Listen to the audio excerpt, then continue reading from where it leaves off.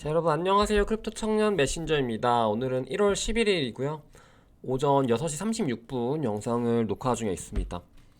일단 비트코인이 아까 몇 시였죠? 한 11시쯤에 급락을 또 불러일으키면서 그나마 또 다행인 거는 이제 4만 아래로까지 떨어지긴 했는데 앞자리가 3까지 갔었죠. 그럼에도 불구하고 잘 말아 올려주면서 반등에 성공을 해준 모양이긴 합니다만 이제 알트코인들 같은 경우는 이제 좀 많이 박살이 난 상태이고요.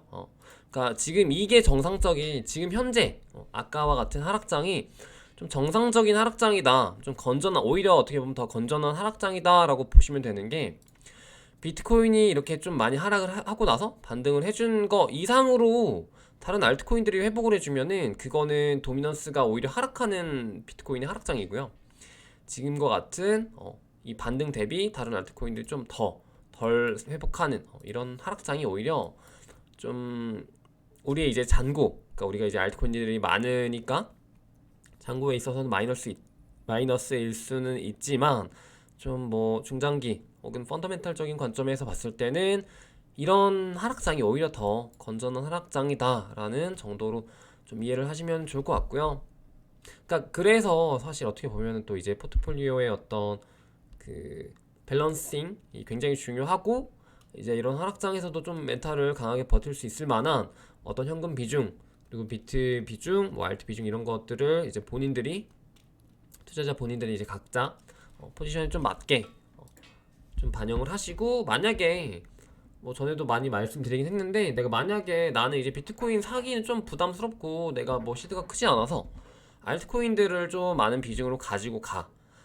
그러면은 사실상 이렇게 비트가 하락 추세로 전환하고 지금 많이 내려왔잖아요. 어떻게 보면 이런 지금 이렇게까지 계속 들고 있으면은 그거는 좋은 투자 방법은 아닌 것 같아요. 만약에 내가 알트코인들을 굉장히 좀 비중을 많이 가지고 간다라고 하면은 사실상 이 투자를 할 때 굉장히 좀 민감하게 민첩하게 대응을 해줘야 되거든요. 근데 그런 대응이 안 된다. 내가 그런 게 안 되면은 사실상 좀 더 뭐 비트나 이더 위주로 가져가시고 현금 비중도 충분히 더 가져가시는 게 그 본인 성향에 맞는 어떤 포트폴리오나 투자 방식, 투자 방향이라고 좀 보시면 될 것 같습니다.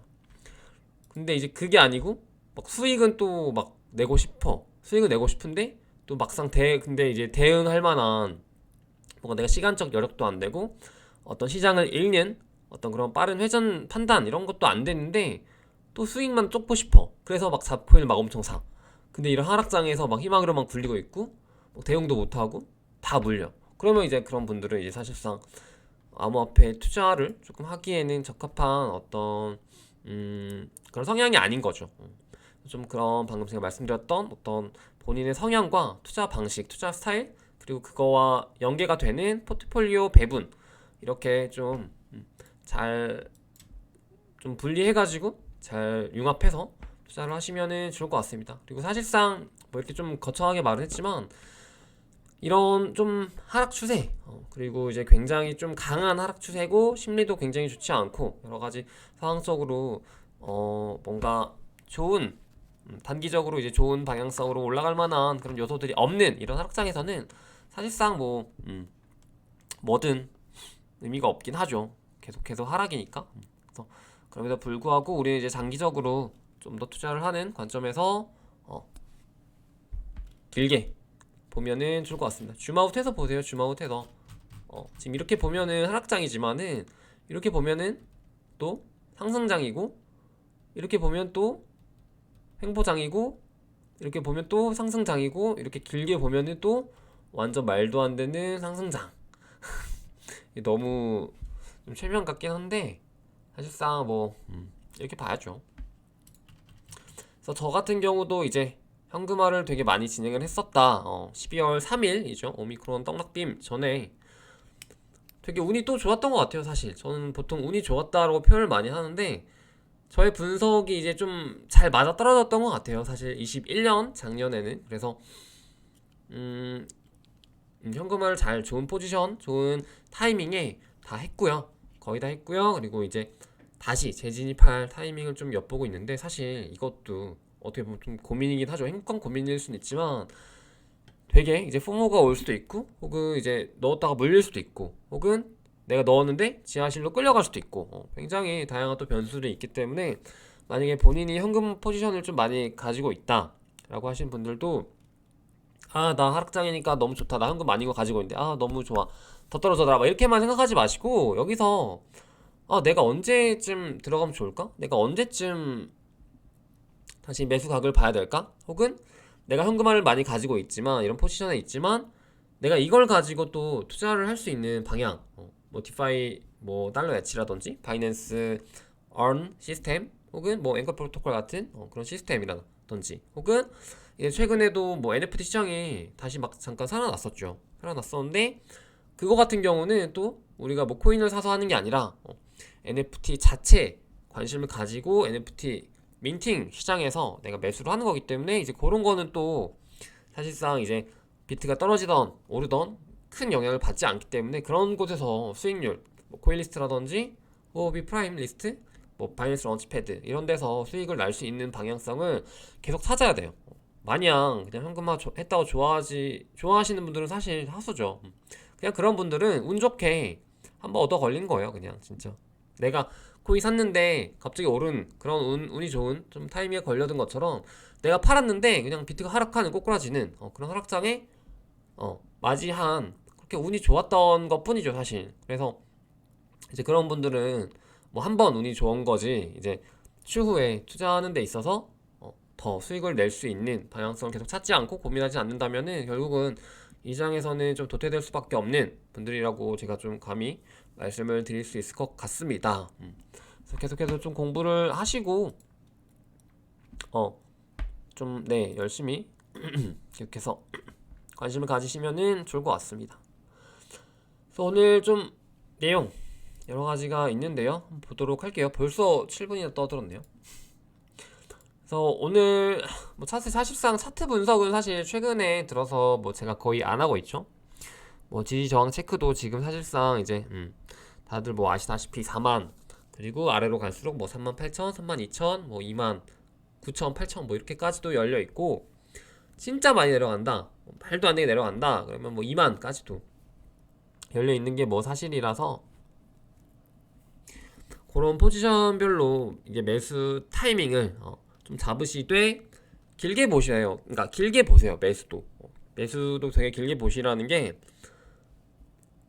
이제 나는 어쨌든 언젠가 비트가 1억을 갈 거라고 믿어.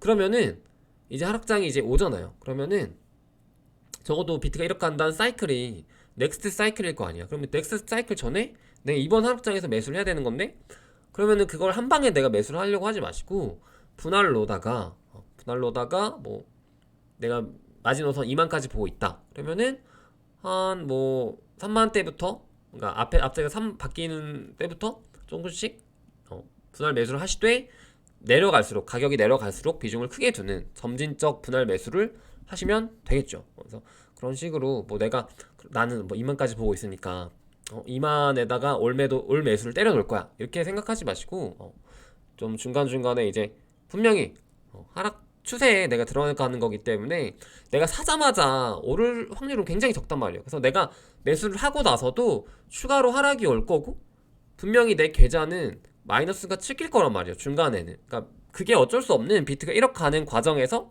내가 저점 매집을 하기 위한 투자 방식이거든요. 근데 이제 그걸 견디기 싫어서 마냥 저점에서만 내가 올 매수를 해가지고 진짜 바닥을 잡아야지 이렇게 하는 건 사실 좀 현실성이 좀 떨어지는 소리이기 때문에, 중간에 내가 내 계좌에 마이너스가 찍히더라도 그걸 감안하고서라도 분할 매수를 통해서 리스크를 좀 줄여나가는 그런 저점을 잡는 방식으로 가시는 걸 추천드립니다. 그리고 이 차트 같은 경우는요, 뭐냐면 이게 사실 5월 하락장, 붓다빔 때 하락장인데, 지금 그 이제 걸려 있는 거죠. 붓다빔 하락장 거의 이제 완전 직전. 그러니까 이제 여기에 추가 하락이 나오면서 완전 깨졌잖아요, 펀더멘탈이. 근데 이제 그 마지막 걸쳐 있는 그 지점일 수 있다. 현재가 그 지점일 수 있기 때문에 굉장히 좀 주의를 해야 된다. 그러니까 여기를 지지를 하면 반등이 나올 것이고, 여기를 지지 못하고 깨져버리면 굉장히 큰 하락이 나올 수 있는 지점일 수도 있다라고 말을 하는 겁니다. 그래서 과거와 같은 좀 그런 포지션에 있기 때문에 지금 굉장히 좀 주의해야 되는 그런 시장이라고 좀 보시면은 되겠죠. 그리고 현재 이제 김치 프리미엄 같은 경우는 2%대, 아까 이제 순간적으로 1%대까지도 제가 봤었던 것 같은데 2%대에 와 있고요. 김프에 대해서 다시 한번 설명드리지만은 김프를 꼭 활용하시고요. 꼭 활용하시고 이제 시장이 급락을 할 경우에는 김프가 오히려 오릅니다. 그리고 급락을 하고 나서 횡보장을 좀 다지고 그 횡보장이 길어질 경우 시장에 매수 심리가 많이 죽을 경우에는 김프가 오히려 역프로 바뀝니다. 전환이 됩니다. 그래서 이런 개념들을 좀 이해하시고 잘 활용하시면은 굉장히 또 수익을 낼 수 있습니다.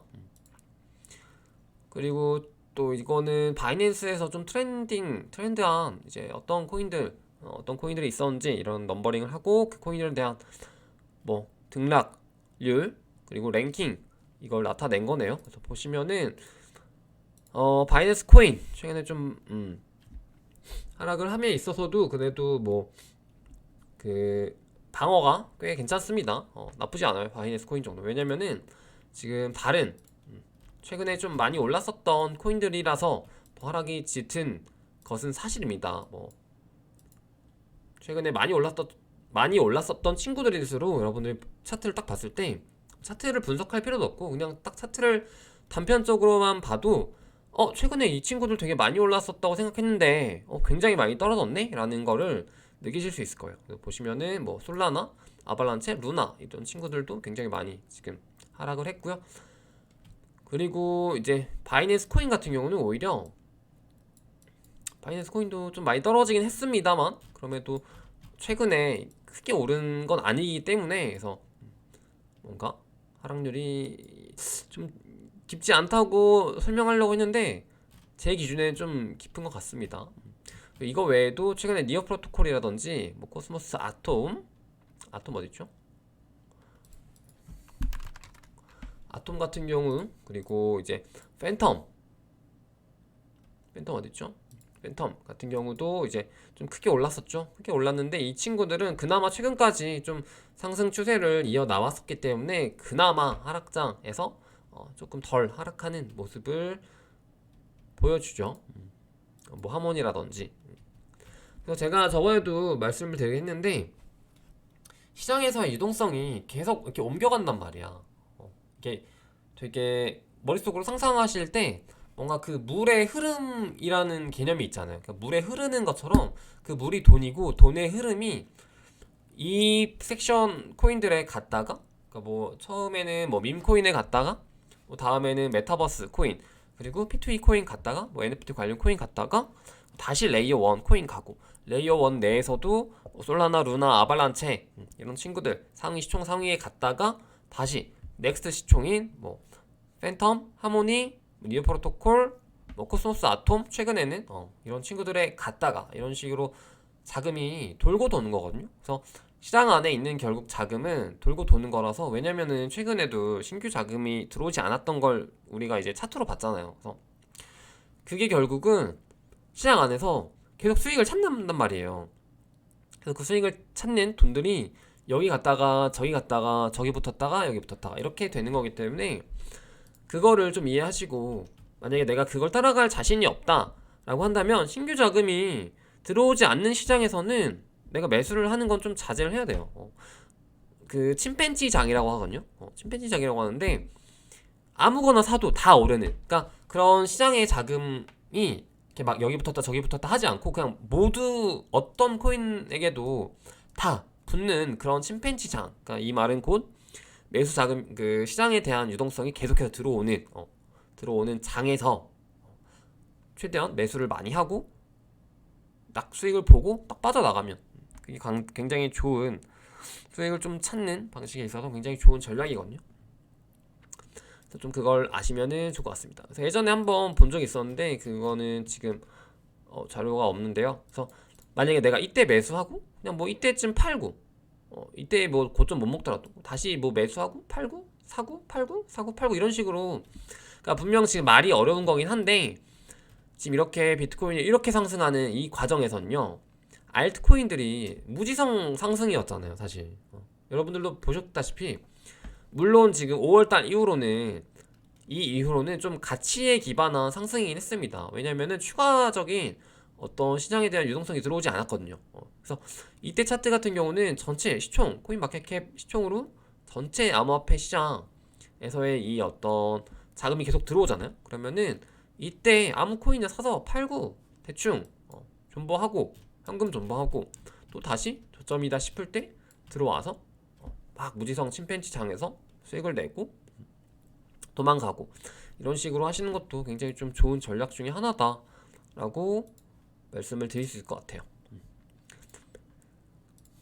그리고 최근에 이제 뭐 코스모스 아톰이 좀 많이 올랐었기 때문에 좀 많이 떨어졌고 팬텀도 마찬가지죠. 팬텀도 많이 올랐었기 때문에 하락률이 좀 짙고요. 그래서 이런 매틱 같은 경우도 마찬가지. 이렇게 좀 보시면 될 것 같고 그리고 보시면은 최근에 위믹스라고 빗썸에 아시죠? 위믹스 같은 경우는 사실 방송에서는 대놓고 말을 안 했는데 그 디코방에서는 계속 막 그 위믹스가 너무 말도 안 되게 오르길래 물론 저도 이제 매수를 했고 익절을 굉장히 잘 했습니다만 저도 알고 있었어요. 아 이거 오르는 거 이거 너무 거품이다. 이거 너무 거품이기 때문에 주의하셔라. 이거 진짜 거품인 것 같아서 이거 말도 안 된다. 이거는 위믹스가 28,000원 3만원 가는 거는 너무 말도 안 되고 지금 보시면 위믹스 같은 경우는요 지금 빗썸에서 거래량이 뭐 사실 전부예요. 빗썸에서 뭐 99%고요. 그래서 사실상 뭐 한국에서만 거래되는 코인이라고 보시면 되죠. 뭐 MX 거래소라든지 바이비트라든지 뭐 이런 곳에서 상장을 해봤자 의미가 없어요. 이런 코인들은 사실상 뭐 한국 김치코인 전형적인 김치코인이라고 보시면 되고 이제 최근에 거래량이 굉장히 많이 나오긴 했습니다. 하락장 때문에 거래량이 굉장히 많이 나오긴 했습니다만은 보시면은 거래량이요 굉장히 적죠. 최근에 이제 행보장에서 굉장히 거래량이 뭐 3천만 달러 밖에 안 돼요. 이거는 굉장히 좀 적은 거래량이고 좀 큰 의미가 없는 그리고 이제 한창 상승할 때에 비하면 좀 터무니없이 거래량이 들쭉날쭉 굉장히 이런 게 심하거든. 갭 차이가 굉장히 심한 그리고 이제 매수벽, 매도벽도 굉장히 뭐 크지 않고요. 그래서 이런 코인들은 단기로 굉장히 이게 10월 차트인데요. 10월에 1달러였거든요. 1달러, 2달러. 근데 갑자기 11월에 막 10달러. 그리고 11월 중순에 갑자기 막 2달러. 그리고 막 김치 프리미엄 김치 프리미엄은 없죠. 이 코인은 뭐 김치 코인이니까. 그래서 11월 말 가서는 막 28,000원까지 갑자기 가. 한 달 만에. 한 달 만에 막 10배가 넘게 오르는? 근데 그 10배 오르는 근거가 제가 봤을 때도 굉장히 좀 애매한? 뭐지? 왜 저렇게 오르지? 심지어 유동성이나 수급에서도 김치 쪽에서밖에 자금이 들어오지 않고 그리고 급등을 한 것도 매수 매도벽이 굉장히 짙었던 것도 아니고 그래서 이런 코인들 그리고 김치 코인들은 특히나 펀더멘탈이 강하지 않아요. 약간 투기성 자금이 굉장히 성격이 있기 때문에 이런 식으로 한국 쪽에서 많이 수급이 들어와서 올려진 코인들은 이런 말 하면 좀 그런데 길게 가는 꼴을 못 봤어요. 길게 오래 살아남는 꼴을 못 봤어요. 그러니까 해외 자금들은 그래도 좀 뭐라고 해야 되지? 되게 다양한 사람들이 굉장히 많은 사람들이 조금씩이라도 막 사서라도 바로 팔지 않고 좀 기다리고 뭐 이렇게 한단 말이에요. 근데 한국 사람들은 특성이 저거 좀 오르는 것 같고 저거 좀 괜찮대 하면은 갑자기 돈을 막 끌어모아가지고 한 사람이 막 몇 억씩 때려 박는단 말이에요. 그래서 급등을 시키는 코인들이 있거든요. 이런 식으로. 사실상 상반기 때는 어떤 코인이랑 되게 비슷하냐면요. 상반기 때 코인원에 있는 오르비 코인이 그랬어요. 오르비 코인이 클레이랑 관련이 있고 클레이 쪽이랑 뭐 썸씽이 있고 클레이는 좀 많이 올라서 좀 뭐하니까 오르비 사야겠다. 오르빗이 그때 막 사람들이 몇 억씩 들고 와서 때려받고 몇천 몇 억씩 들어와서 때려받고 그냥 조금 수익 나니까 그 몇 억이 갑자기 홀라당 나가고 이런 식으로 투자가 계속 반복되니까 그게 펀더멘탈이 진짜 의미가 있는 게 아니고 올라갈 때도 그냥 확 올라가고 내려갈 때도 확 꺼지고 이렇게 돼버리니까 또 그렇게 된 코인들은 추후에 매수가 붙기가 어렵죠. 한번 그렇게 깨져버린 애들은 그래서 좀 이런 코인들은 굉장히 좀 주의를 하셔야 된다라고 말씀을 드리고 싶어요. 그래서 뭐 또 하락했으니까 뭐 했지 이러는 게 아니라 진짜 조심을 하셔야 되고, 저는 말씀을 드렸었죠. 저 방송에서도 28,000원쯤에 어떻게 보면 되게 운이 좋았는데 이런 28,000원쯤에 올 매도를 때렸었다, 익절을 했었다. 이런 코인들은 제가 어떻게 좀 분석을 한다고 말씀을 드렸죠? 여러분 기억나세요? 이런 좀 펀더멘탈이 약한, 좀 근거가 없이 오른 친구들은요, 보통 제가 한 달짜리 투자라고 하거든요. 어떤 의미냐? 자, 고점 기준으로, 고점이 4월, 여기 아니죠? 고점이 보시면은, 고점률 기준으로 보지 마시고, 이렇게 한번 봅시다. 이게 오르기 시작한, 좀 의미 있는 상승이 언제부터였을까요? 보시면 딱 차트로만 그냥 봅시다. 뒤쪽은 일부러 안 볼게요. 좀 의미 있는 상승을 시작한 게 한 이쯤부터죠. 보시면 바로 10월 25일. 그러면요, 저 같은 경우 어떻게 이런 코인을 좀 분석을 하냐면, 분석이라기보다 약간 좀 뭐라고 해야 될까, 민간요법이라고 할까, 그런 느낌인데요. 자, 의미 있는 상승이 10월 25일 정도부터 갑자기 좀 이렇게 상승합니다. 그래서 10월 25일 전으로 굉장히 상승하는데요. 한 10월 20일 부터도 의미가 있었죠. 그래서 10월 20일부터 25일 정도부터 상승합니다. 그래서 이 코인들은 한 달짜리 상승이라고 말씀했어요. 말씀드렸어요. 그러면은 대략 한 11월 20일, 11월 셋째 주나 11월 넷째 주 전에는 팔아야겠다라고 생각을 하는 거예요. 적어도 내가 이때 들어가더라도, 혹은 이때 들어가더라도, 이때 들어가거나 이때 들어가더라도 의미 있는 상승이 이쯤부터였기 때문에, 자, 그러면은 쭉쭉쭉쭉 갑니다. 한 달 정도 존버를 해요. 그래서 11월 들어왔어요. 11월 들어오고 11월 한 20일, 20일 정도 됐죠. 20일 정도면은 굉장히 잘 매도를 때린 거고, 여기서 조금 더 욕심 내면은 여기쯤. 그래서 대략 20일에서 25일이었죠. 20일에서 25일이면은 딱 이 정도 고점이 나와요. 굉장히 신기하죠. 이 정도에서 팔 수가 있는 겁니다. 그래서 이 정도에서 더 욕심 부리지 마시고 올 매도를 하시면은 이런 코인들은 굉장히 매수와 매도를 잘했다라고 보시면 될 것 같고요. 이게 지금 이거 너 이렇게 차트가 나왔으니까 너 뭐 한 달짜리 매수 이런 소리 써가지고 이렇게 의미 부여하는 거 아니야? 라고 말씀하실 수도 있는데, 되게 비슷해요. 비슷하다라는 게 어떤 말이냐면요, 좀 그런, 뭐라 그래야 되지? 뭔가 펀더멘탈 혹은 막 기술 개발, 막 진짜 막 의미 있는 그런 커뮤니티로 오른 게 아니라, 뭔가 외부 이슈로 탁 그렇게 상승을 한 친구들은요, 샌드박스 같은 경우도 비슷했어요. 샌드박스 같은 경우도, 자, 이때가 10월 30일이에요. 정확하게 기억나는 게, 이때가 왜 올랐냐면요, 말씀드렸죠. 페이스북이 사명을 메타로 변경을 발표를 하고 정확하게 펌핑이 시작됐습니다. 그래서 그런 뭔가 그런 자극으로 오른 코인들 같은 경우는 10월 30일에 출발했다. 그러면은 내가 나 그러면 한 달 정도 투자해야겠다. 한 달짜리 투자다 이거는. 그러면은 한 11월 30일이겠죠? 그러면 11월 30일 정도면요, 한 이쯤이에요. 한 이쯤에서 팔 수 있는 거예요. 11월 30일 전으로.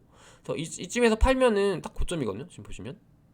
그래서 여러분들 이렇게 보시면 되고, 갈라 같은 경우도, 갈라는 조금 논외긴 하겠네요. 갈라 같은 경우 조금 논외긴 하지만 그러면 한 달 정도 투자하면은 이쯤에서 팔 수 있습니다.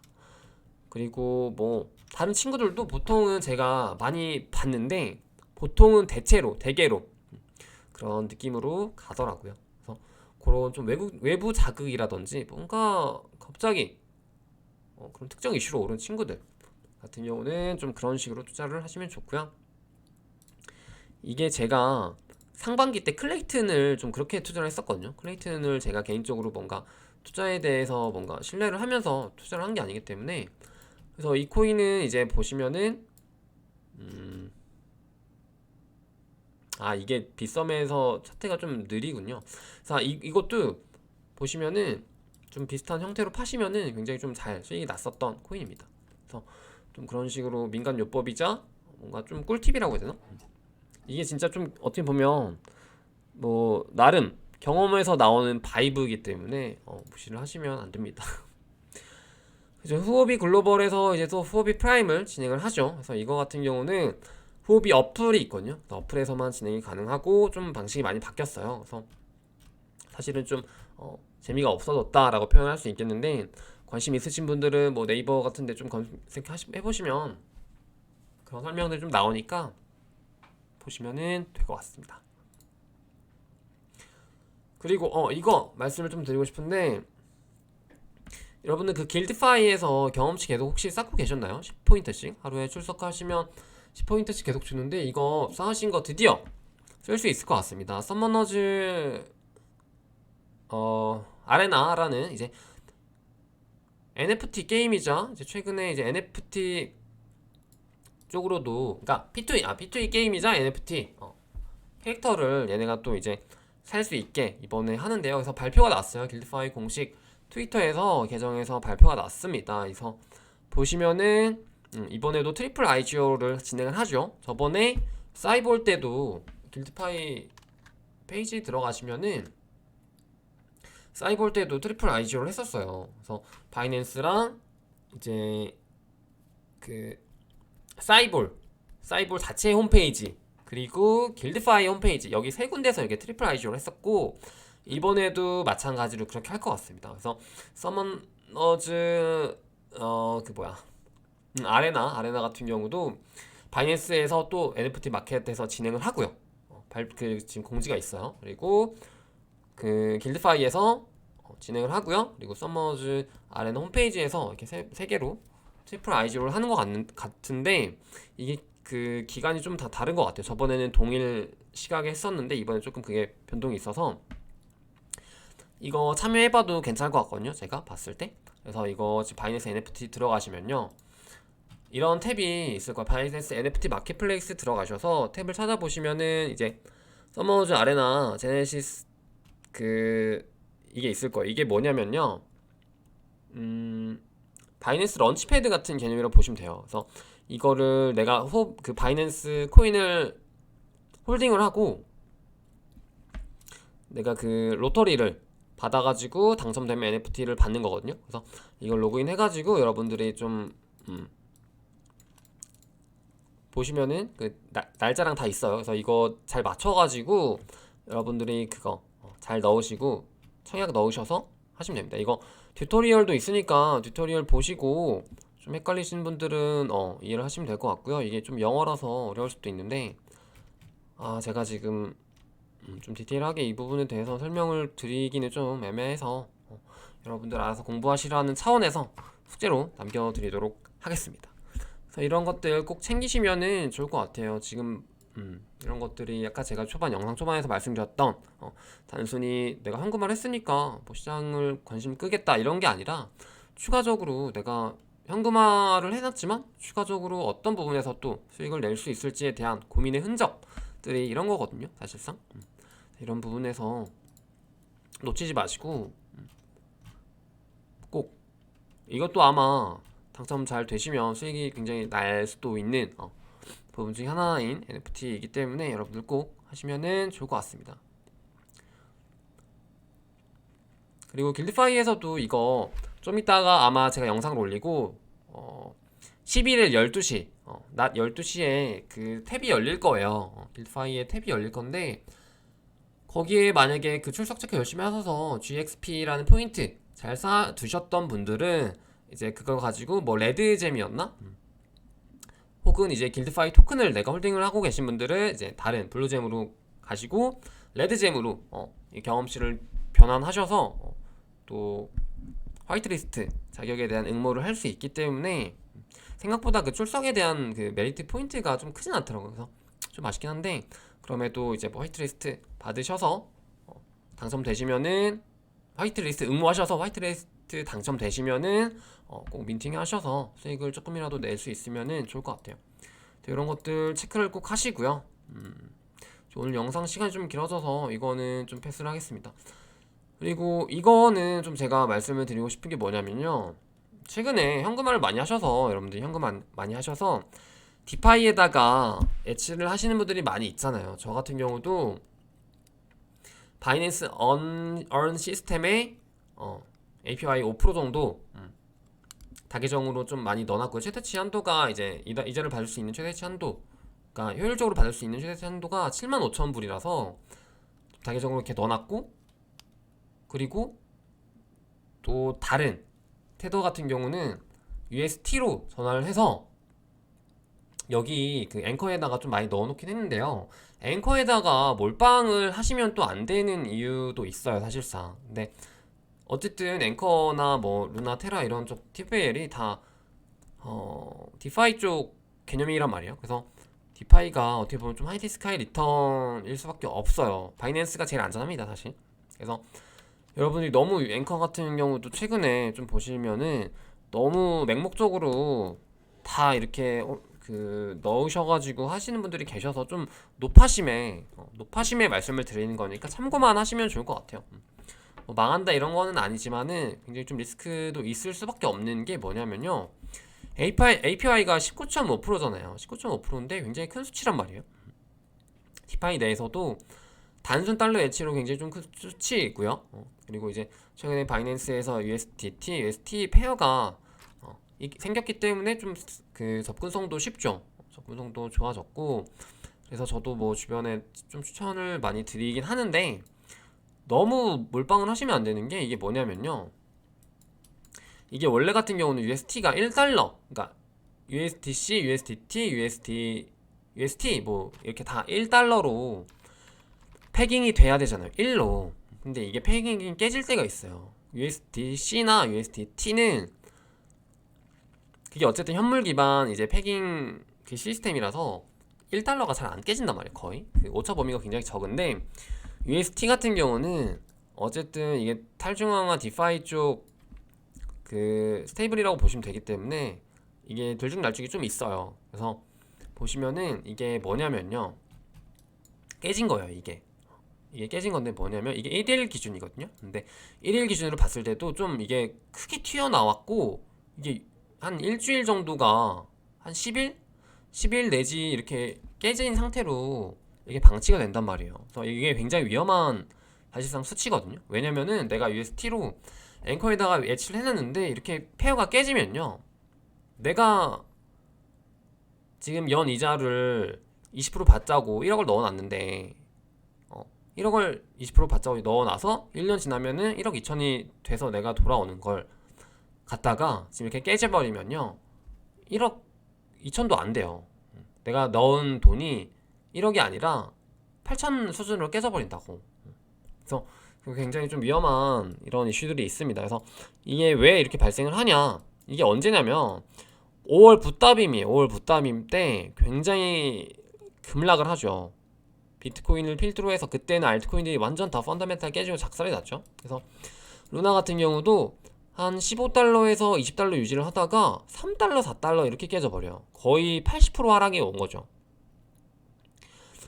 그래서 이제 막 80%, 70%, 80% 하락이 왔을 때 이게 순간적으로 이게 한 1, 2, 3, 4, 5일 만에 이렇게 하락이 옵니다. 그래가지고 이 페어가 유지가 안 돼요. 루나를 갖다가 UST를 1달러 팽행시키는 건데 이게 깨져버리니까 말도 안 되게 깨져버립니다. 그래서 이게 상승은 한 게 아니라요.